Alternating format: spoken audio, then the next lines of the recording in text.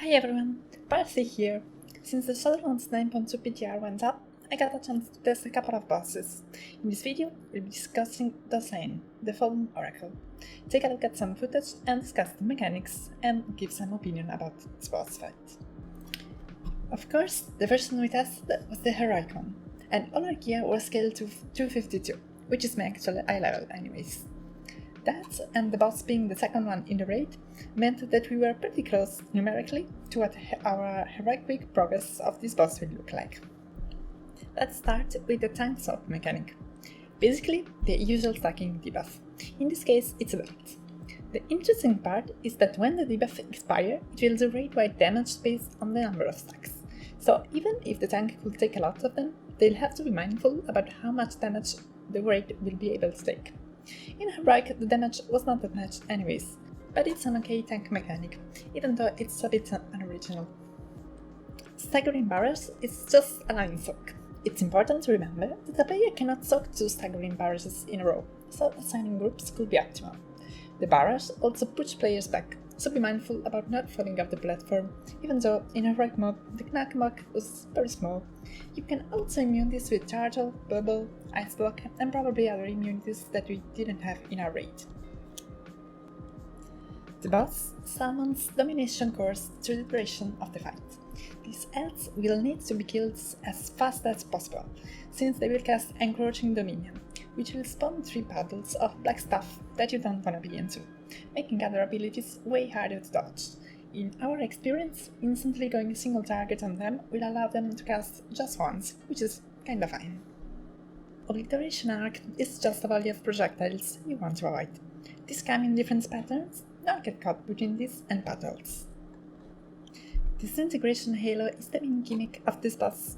This is an expanding circle that will eventually hit all players, dealing an easily healable amount of shadow damage and leaving a debuff on them. The debuff will make it the next hit by one of these halos deal 500% of its damage, basically one-shotting you. Now, in this one, you'll just have one halo to care about. This is not important. However, you'll get an additional halo after each cast of Inhabitable Dominion. We'll get to that soon. Another halo will start when the first one hits an empowered pillar. This means you'll have to space the hits, waiting for the debuff to fall off before you take a second one, a bit like you did with those beams on unit during Crucible of Storms in Battle for Azeroth. Now, what's Inhabitable Dominion? Once her phase timer runs out, the boss will teleport to one of the 3 unempowered pillars.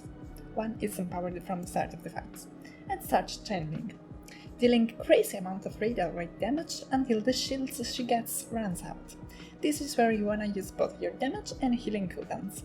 With the 4 pieces tier set of the rest of Shannon, rest in peace because it's gonna be reworked, I was sometimes able to cast Spirit Link every time, so I guess it's around 2 minutes per phase, placing the boss on reach timer roughly around 18 minutes, when by not having nothing to empower, she'll spam halos and raid up white damage forever.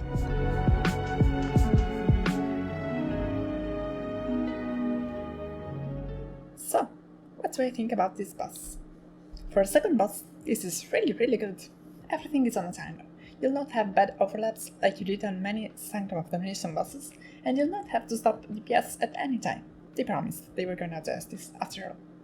It's very fun kiting the boss around to have the puddles far away from your Disintegration Halo routes, and getting her to the pillar that will start the halo in time. Something that may be a bit lame is that the halos always comes in the same order every pull, and sometimes you can space them out without even moving. I think this will be more fun in Mythic, since they can leave a nasty dots on players and may have different patterns, but we'll see that. Hitting through the Inhabitable Dominion is very cool, and if you wanna pad the meters, you could ask your DPS not to get hard on that shield. But I doubt they'll agree. It's one of those stack and heal situations that are so satisfying for a lot of classes. Mostly for my class.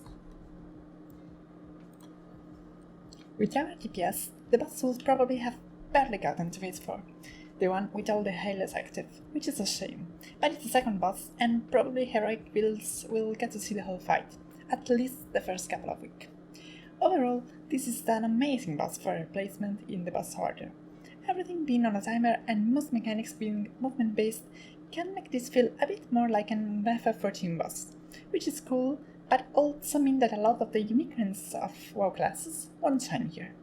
Also, if you make Heavy Raider go Ventier, you'll be able to chase the hell out of those halos using Order of Shadows.